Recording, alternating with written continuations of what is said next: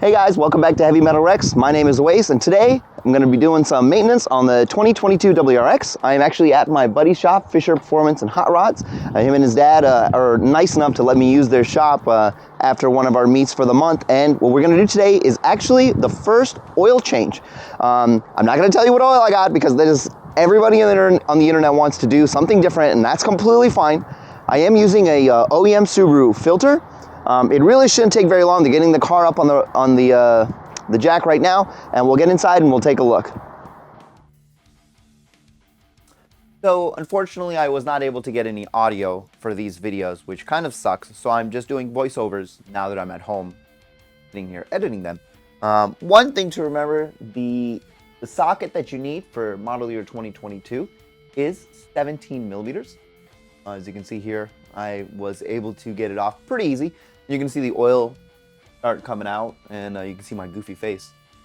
Now, in the beginning, when you see the oil come out here in a few seconds, you'll see it's pretty dark.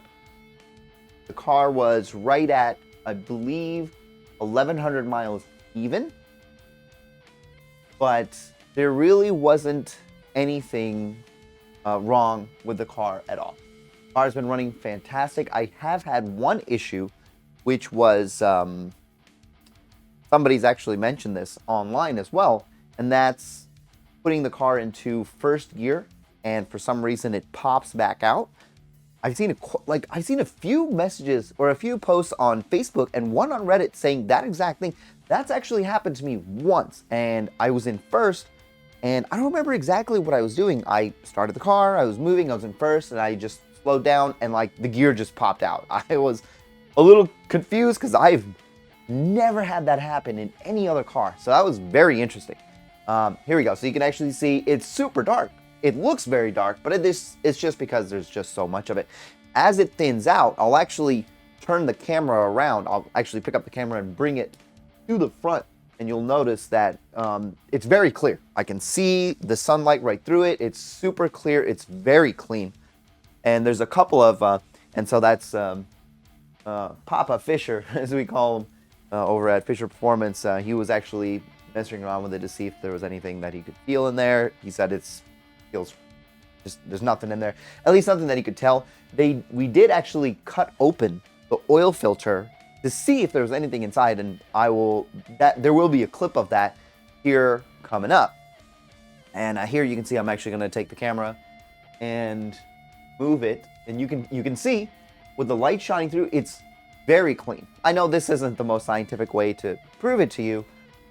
Cutting open the filter was the best way to see if there were any metal shavings. I know they were explaining to me that if somebody was building a purpose-built performance vehicle like that gray Fox body Mustang in the back with the side exit exhaust, this is something that you want to double check in your filter, see if there's any metal shavings, because there's a good chance there will be. You know, it's a custom-built engine, custom-built device. But in this case, it really wasn't that bad. And you can see here, this is all the yummy oil. Yum oil. Not much else to say here. Oil changes are pretty simple, and my biggest concern was just seeing what it looked like. I heard so many people talking about, oh, metal shavings this, metal shavings that.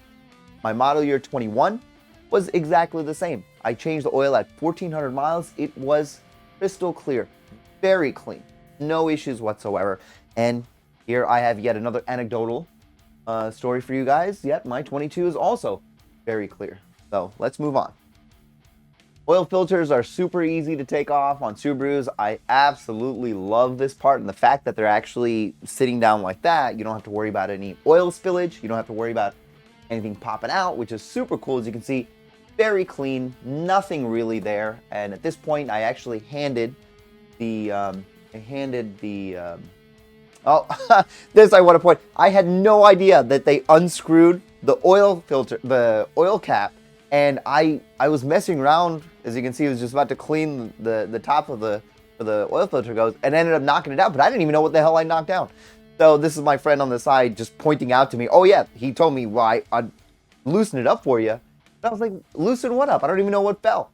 And so now we're just going to spend a good amount of time trying to get the oil cap out. I completely forgot that this even happened. I mean, this is the kind of shit that happens to me all of the time.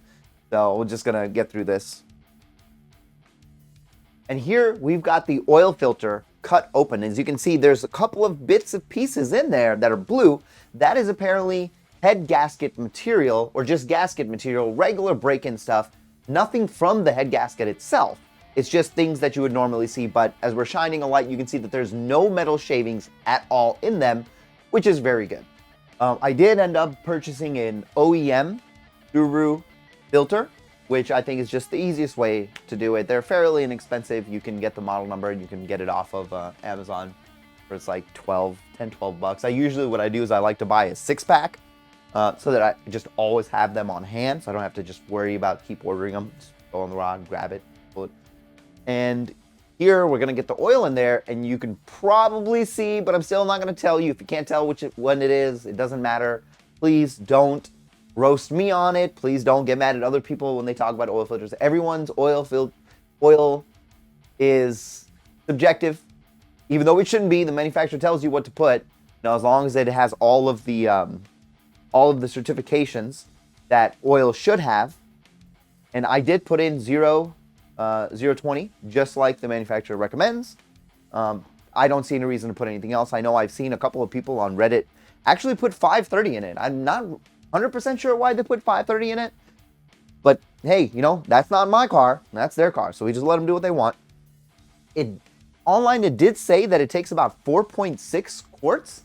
What I noticed was towards the end, when I poured 4.6 quarts and I checked the dipstick, the level was like right in the middle of the two dots. Like, I don't recall if you know what? Actually, no, I don't have video of me checking that, but it's right between the maximum and the minimum. And I was like, you know what? I already put 4.6 quarts. What's another 0.4 quarts? I'll just finish the bottle. So I ended up finishing it, and it ended up somewhere around, I'd say, like 80-ish% full. Well, I can't say 80-ish. I mean, it's full, but it wasn't like maximum. So Subaru says you only need 4.6. I put 5. I think it's going to be fine. I'm going to keep checking it throughout tomorrow and the day after, just to make sure everything's okay. No leaks, obviously, no problems whatsoever. And as a little tiny bit bonus, my friend here was actually also doing his oil change today, and he has a, I cannot remember the model year, but it is a tuned WRX, stage 2. He has the MA Performance intake, MA Performance J-pipe, and I believe Tomei single exit exhaust. And I don't know exactly how much power he's pushing, but his car and my 21 were almost dead even, and I was pushing 295 to the wheel horsepower and torque. And I did capture 3 quick little clips of us racing afterwards, just to loosen up the engine a little bit. So I'm actually going to throw those in here if you guys don't mind, and I hope you guys enjoy.